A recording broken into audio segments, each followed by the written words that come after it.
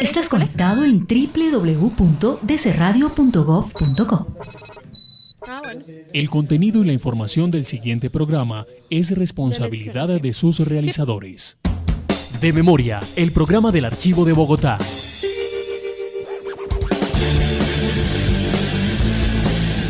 Bogotá y sus anécdotas, sus personajes, su música, su pasado.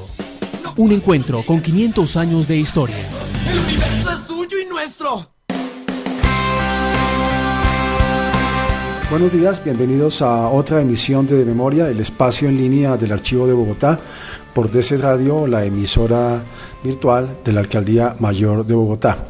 Hoy nos acompaña Luis Enrique Rodríguez, historiador antropólogo del Archivo de Bogotá, y con él vamos a hablar estos minutos sobre Dicken Castro, quizás uno de los arquitectos y diseñadores gráficos colombianos más importantes de la segunda mitad del siglo XX.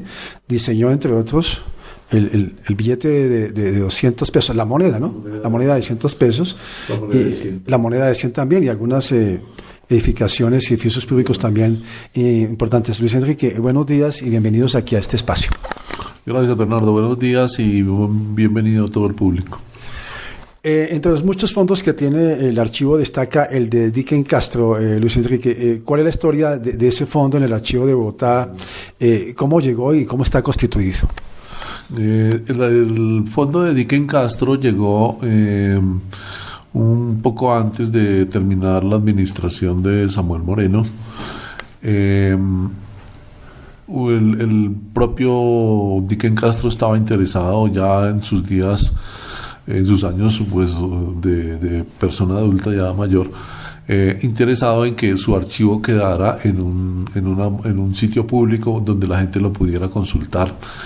Y se presentó en el Archivo de Bogotá y manifestó la intención de donar todo su archivo, no solamente el archivo que tenía que ver con la arquitectura, sino también el relacionado con el diseño y la fotografía, que era otro de sus fuertes.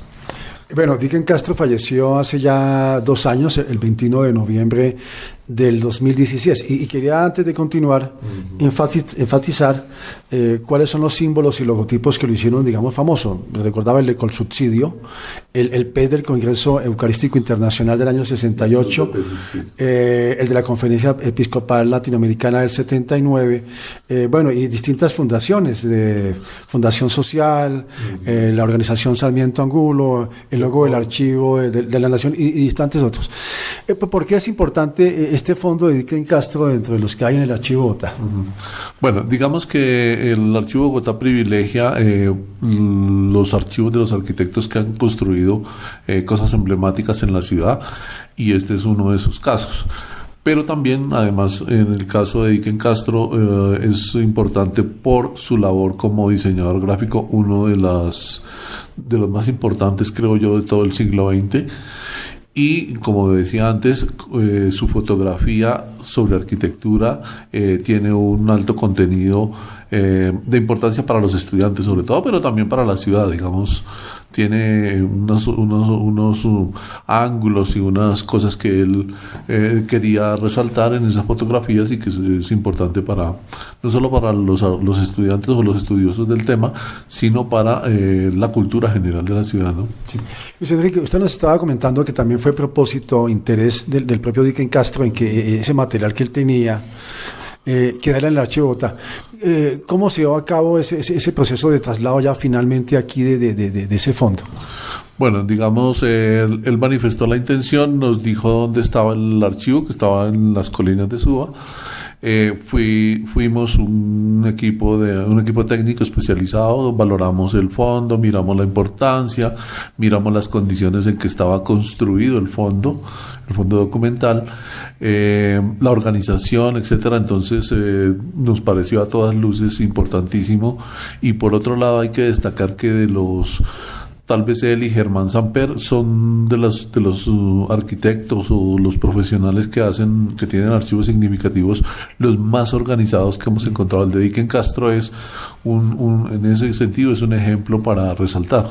Tenía cada cada cosa en su carpeta, con todo el proceso creativo, por ejemplo, de las monedas o el proceso creativo de los logotipos, así como todos los planos de las edificaciones en las que él participó como diseñador. Muy, muy organizado. ¿Cómo está constituido el fondo de Dicken Castro? ¿Cuáles son las fechas extremas? ¿Qué contiene? Bueno, ¿y quiénes participaron en toda la descripción y catalogación de este fondo, Luis Enrique? Sí, bueno, digamos, se empieza en los años 60 más o menos con las primeras construcciones y llega hasta muy recientemente en el siglo XXI. Digamos que en el tema de lo arquitectónico tiene planos de construcciones emblemáticas que él hizo en la ciudad. Hablamos de la plaza del Restrepo en los años 60, la plaza de barrio de Palo Quemado en los años 68, la plaza del 7 de agosto y la plaza, eventualmente creo que es la plaza de Ciudad Kennedy. Digamos que esa época marca en todo caso una tendencia porque es por la misma época en que se construyó la central de abastos de Bogotá. Digamos que entre los arquitectos urbanistas del momento había la necesidad, digamos, la urbanística del momento hablaba de la necesidad de tener unas centrales de abasto suficientes para los alimentos de ciudades con una población creciente, y Bogotá en esos años era precisamente eso, una ciudad que crecía vertiginosamente. Entonces los arquitectos, o sobre todo los urbanistas, estaban pensando en sitios de abastos y digamos las ubicaciones de estas plazas, Restrepo, Palo Quemado, 7 de agosto y Ciudad Kennedy, hablan de las centralidades que tenía la ciudad, donde estaba creciendo la ciudad mucho. Entonces en el sur, en el 7 de agosto, aquí en el centro, por el lado del barrio Samper, y abajo en Ciudad Kennedy. Por eso es como emblemático lo que... digamos, el tipo de plazas que se construyeron son de unos tamaños colosales, una manzana completa, y digamos con una gran cantidad de puestos para todas las cosas, frutas, verduras, granos, etcétera. Entonces, en ese sentido, digamos las cosas, bueno, hay que agregar también que él construyó muchas casas particulares. Diseñó, por ejemplo, para el Banco Central Hipotecario una parte de Niza Sur, allá en la 127, bueno, y otras construcciones de orden, otros diseños de orden arquitectónico para empresas privadas y comerciales, ¿no? ¿Qué más contiene este fondo que está aquí en el Archivo de Bogotá? Entonces, el fondo en realidad consta de unos 6.500 planos, pues fachadas y planos generales, así como ductería, planos, todo lo que tiene que ver con la construcción de las plazas y de los otros trabajos que él hizo. Unas 3.027 unidades, o sea, proyectos de diseño gráfico, de logotipos, de presentaciones para entidades, para una gran cantidad de entidades. Aquí en el archivo se hizo una exposición y los logotipos que se mostraban fueron como 100, pero realmente había material para muchos más. Y más o menos unas 1.300 fotografías de todas las construcciones y zonas en las que él trabajó y diseñó. Ese es el fondo en realidad. Llama algo de Dicken Castro es el uso del ladrillo a la vista. Quizás con Rogelio Salmona fueron arquitectos que destacaron por el uso del ladrillo en las construcciones. Y también es algo muy típico de ciertos periodos de la historia, digamos, arquitectónica de la ciudad.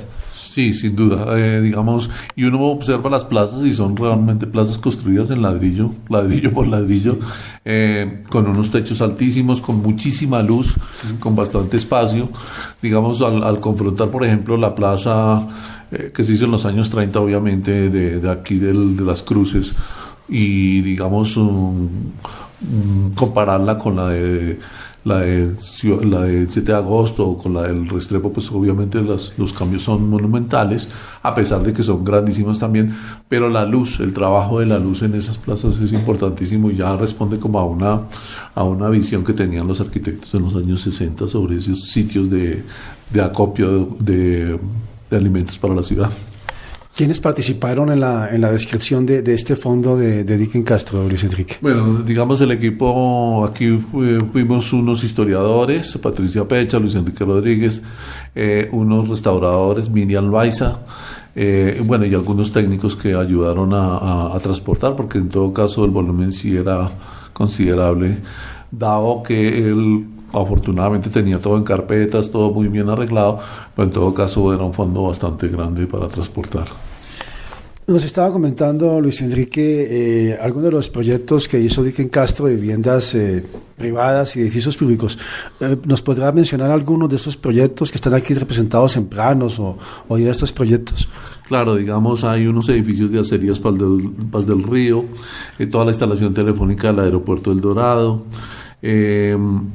apartamentos, pues algunos de familiares, otros apartamentos Niquía, que es una construcción que él hizo, lo que mencionábamos con relación a la urbanización Niza Sur, segundo sector, que esa la hizo para el Banco Central Hipotecario, el edificio del Banco de los Andes, algunos diseños para Bavaria, sobre todo aquí en el centro de la ciudad, la biblioteca de la Jorge Tadeo Lozano, unos almacenes también de acopio de alimentos en Ipiales, Nariño, al Popular se llaman,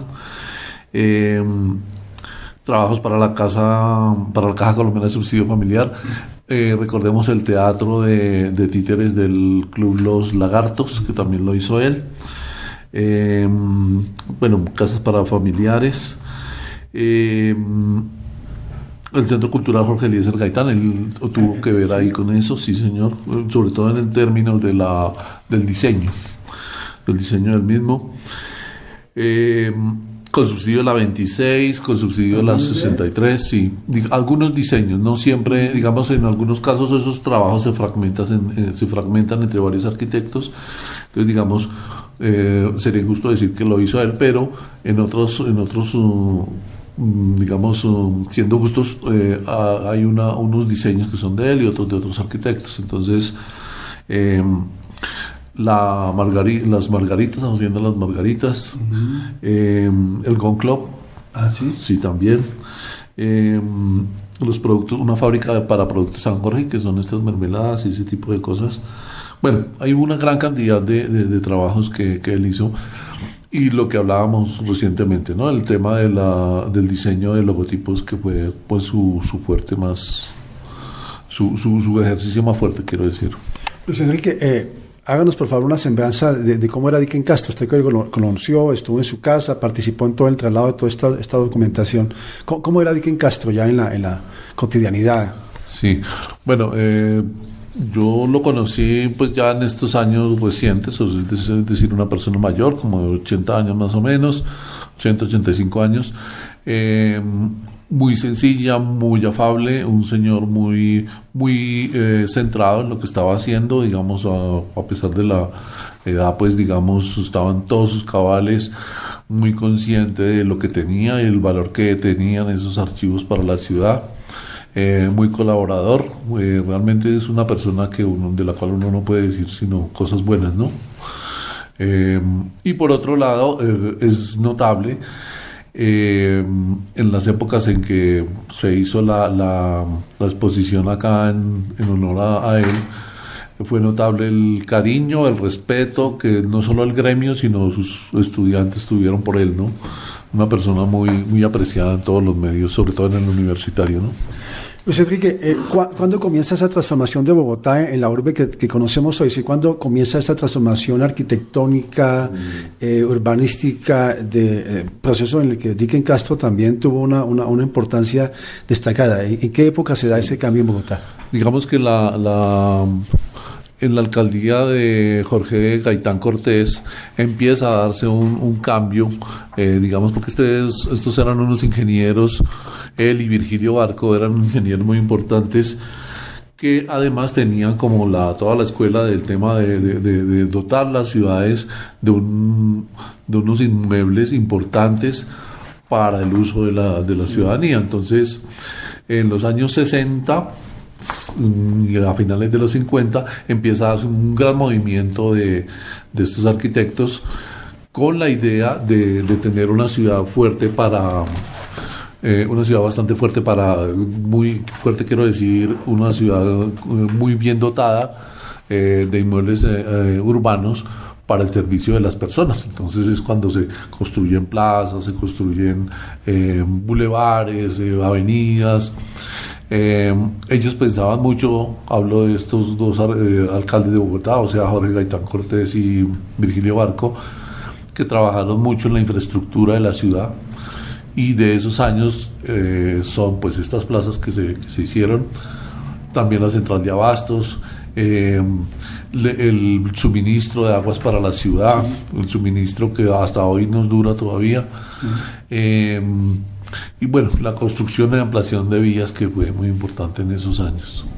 Bueno, el Archivo de Bogotá hará el próximo jueves 17 de mayo, la siguiente semana, el lanzamiento de un catálogo de los fondos originados en colecciones privadas, que realmente es un homenaje a personas como Dicken Castro, como Andrés Samper Génico, Germán Samper, que han transferido distinto material que es importante para la historia urbanística y arquitectónica de Bogotá. ¿Cuál es el estado actual de este fondo? ¿Se puede consultar? ¿Quiénes lo consultan? ¿Cuál es la importancia, Lucho? Aunque ya me dijiste al comienzo de esta entrevista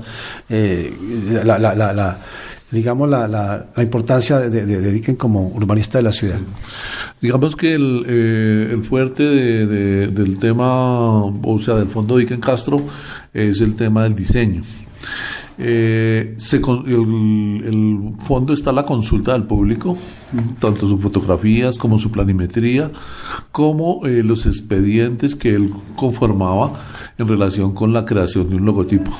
Realmente eran monedas, pues digamos, en el caso de las monedas, él empieza con unos dibujos muy simples y va enriqueciendo, va ensayando formas. Digamos que un poco utilizaba, por ejemplo, algunos de sus hijos o sus nietos para tratar de sintetizar en una imagen muy sencilla toda una carga cultural con respecto, por ejemplo, al cóndor o a estos animales ancestrales. Entonces, pero en diseños muy sencillos que digamos, él iba trabajando, iba enriqueciendo, iba cambiando, iba poniendo. Es realmente todo un proceso creativo. Digamos, lo fuerte de estos expedientes y lo precioso de eso es que empieza desde el primer dibujo y recoge todo lo que trabajó, todas las lecturas que hizo, todas las discusiones que tuvo, todas las propuestas que recibió, que hizo, hasta el detalle final, que es ya el arte final que le entrega. Entonces da cuenta de todo el proceso creativo de él y todo el trabajo que tuvo que hacer, por ejemplo, para un diseño como ese de la moneda 200, un diseño precolombino. Eso iba a preguntarle, hay mucha alusión a diseños precolombinos, primigenios, de las culturas nuestras. Sí. Eso es muy característico también en casi todos los diseños que hace Dicken Castro. Sí, señor. Digamos que es un antropólogo, él realmente es un estudioso de la antropología. Creo que tenía amigos antropólogos también. Pero digamos sus lecturas están orientadas hacia temas relacionados con la simbología indígena, la forma de representación de las diversas culturas indígenas colombianas, y en eso, digamos, en todas sus creaciones de diseño se nota esa influencia.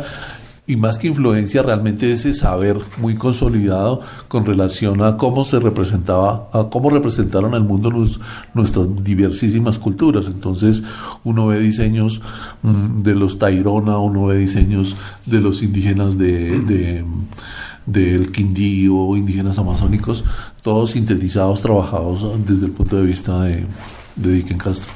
Y en ese sentido es casi único, porque generalmente los arquitectos han estudiado en Europa, trajeron distintos estilos o copiamos ciertas influencias en lo que llamamos aquí estilos republicanos, que no es otra cosa que una denominación muy general, lo que uno podría llamar Art Deco, escuela Bauhaus, o el estilo Tudor, que son estas casas del barrio La Merced de Bogotá de aspecto inglés. Pero Dicken Castro sí incorpora toda esa simbología, todos esos elementos de nuestras culturas primigenias y los reflejan sus diseños, también incluso en sus estilos arquitectónicos. Sin duda, Bernardo. Una de las cosas que hay que admirar es, por ejemplo, que él introduce el uso de la guadua. Yo no sé si él fue el pionero. Realmente nosotros conocemos muy bien a a Simón Vélez, que es un arquitecto que ha trabajado muchísimo la guadua, siempre la guadua, pero hay unas casas que él trabajó y él diseñó con guadua, y de hecho creo que escribió algunos artículos relacionados con eso, la guadua en los temas constructivos. Y esto estamos hablando de los años 60, 70, entonces digamos que uno podría decir que si no es el precursor del tema, sí la trabajó y sí se dio cuenta de ese acero de la naturaleza que como se llama la guadua en la construcción de las casas, y sobre todo porque son casas sismorresistentes, casas frescas según el clima, en fin, él trabajó también eso. Luis Enrique, ¿cómo se conserva esta documentación, no solo de Dicken Castro, sino en general? ¿Cómo se conserva eso en el archivo de Bogotá para nuestros oyentes? Digamos que uno de los principios rectores de la archivística es conservar el orden natural, o sea, cómo la persona que creó, que dio origen al archivo, a ese archivo, cómo lo organizó, porque en la organización de los papeles está la lógica de la producción documental, entonces, y mucho más en este caso. Digamos, en este caso de Dicken Castro se respeta porque, como les comentaba, él empieza con un diseño muy sencillo hasta que termina con el arte final de su diseño. Entonces todo el proceso creativo es posible leerlo ahí, esa lectura es posible para cualquier estudioso. Entonces nosotros respetamos justamente esa organización que él le dio a sus carpetas, a sus diseños, también a las fotografías y también a los planos. Entonces el trabajo de conservación tiene que ver con digamos, poner esos documentos, esos papeles, que son también papeles viejos, en unas carpetas cuyo ácido sea controlado, cuya más que ácido es el proceso de acidificación que tiene a veces el cartón, sea muy controlado para que se conserven esos papeles viejos, pero valiosos para la historia inclusive. Entonces, se conserva eso en carpetas y en cajas especiales a unas temperaturas especiales, para lo cual está construido y dotado idóneamente el Archivo Bogotá. ¿Qué otros fondos, aparte de Dicken Castro, se custodian en el Archivo de Bogotá, digamos, de características similares? Bueno, digamos que por el lado de los arquitectos está el más simbólico, que es el de Germán Samper-Génico, que sí se dedicó toda su vida a la arquitectura. No tuvo que, bueno, es un gran diseñador de edificios y de espacios, etcétera. Pero en el caso de Dicken, lo valioso es esas tres personas que están ahí, ¿no? El fotógrafo, el arquitecto y el diseñador gráfico, ¿no? Es valiosísimo por eso. Hay otros fondos como Germán Samper, como ya lo nombrábamos, Martínez Cárdenas. Hay una serie de empresas pequeñas que funcionaron en los años 40, 50, cuyos fondos se encuentran aquí en el archivo. Empresas pequeñas hablo de empresas pequeñas de arquitectura o de construcción de cosas. Por ejemplo, Martínez Cárdenas. Son empresas que se hacen y se deshacen, ¿no? Entonces es Guerra, Sainz, Suárez, etcétera. Hay, bueno, algunos cuyo nombre olvido en este momento, pero que fueron, digamos, los diseñadores del Palacio de Justicia, de los dos palacios. Londoño, creo que es. Roberto Londoño. Eso. Y así, una cantidad de personajes que han venido donando sus archivos al Archivo Bogotá, para que quede memoria de la ciudad construida de estos años, ¿no? ¿Y quiénes tienen acceso a esta documentación? Todo el público tiene acceso a esa documentación, con unas restricciones normales, ¿no? Un tema de usar unos guantes, de conservar el orden en que se entregan las carpetas. Hay unos derechos con relación a la propiedad de esos planos, entonces, digamos, hay que solicitar unos permisos para poder reproducirlos, pero en general todos estos fondos documentales son de acceso libre para toda la ciudadanía, para los estudiantes, para los doctorandos que están haciendo sus tesis, para cualquier persona que quiera consultarlos. Obviamente, pues hay que tener como una pregunta, un interés en el tema para venir a mirarlos. Sobre las fotografías, que Dicken Castro también destacó en ese tema, todas están amarradas, digamos, a sus proyectos, o hay fotos de la ciudad al margen de sus propios diseños urbanísticos o arquitectónicos realmente. Sí, hay fotos digamos, que no tienen que ver necesariamente con sus trabajos arquitectónicos. Hay bastantes fotos del tema de las colinas de Suba, digamos, es un paisaje que a él, entiendo, le gustaba mucho, entonces hay bastante fotografía con relación a esa zona de la ciudad. Y otras tienen que ver con sus trabajos arquitectónicos. Luis Enrique, pues muchas gracias por estos minutos para De Memoria, el espacio en línea del Archivo de Bogotá. ¿Cuál es la labor suya en este momento aquí en el archivo? Usted ha escrito varios libros, coordinó en una época el área de investigaciones. ¿Cuál es su trabajo, Lucho, para destacar también lo que hacen aquí los funcionarios de la entidad? En este momento estamos escribiendo las historias institucionales de las entidades más recientes de Bogotá. Por ejemplo, se acaba de terminar la historia del Fondo de Vigilancia y Seguridad, que acaba de ser liquidado y que se convirtió ahora, una parte de sus funciones se convirtió ahora en la Secretaría de Seguridad, ¿sí? Estamos empezando a escribir la historia de Transmilenio, una entidad que es joven, pues tiene 18 años, pero que a lo largo de eso ha tenido una cantidad de reformas, entonces es importante documentarlas para sí mismo organizar el archivo, y estamos trabajando en un mapa de series patrimoniales, digamos, una manera de graficar la existencia documental de las entidades del distrito, porque es necesario, digamos, en las tablas de retención pues son mamotretos de 400, 500 páginas, y esos, digamos, esa información, pues quien la lee debe tener mucho tiempo para hacerlo. Estos mapas lo que procuran es sintetizar en un solo golpe de vista toda la información que está en esas 500 páginas. ¿Por qué? Porque es una manera de mostrar dónde están los documentos, si están en la entidad o están aquí en el archivo, si ya se vencieron sus tiempos de retención o no. Y de alguna forma es un documento pensado para el gobierno de la documentación en la ciudad. Interesante, pues Luis Enrique, muchos éxitos, gracias por estos minutos, espero tenerlo aquí nuevamente para que nos cuente de manera general y puntual los distintos fondos que conserva el Archivo de Bogotá. Gracias a Osvaldo Morena por la producción y emisión de este espacio. Soy Bernardo Vasco, hasta el próximo jueves, un buen día.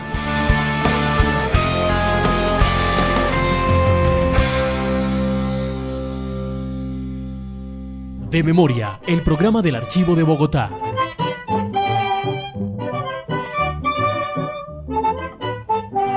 Bogotá y sus anécdotas, sus personajes, su música, su pasado. Un encuentro con 500 años de historia.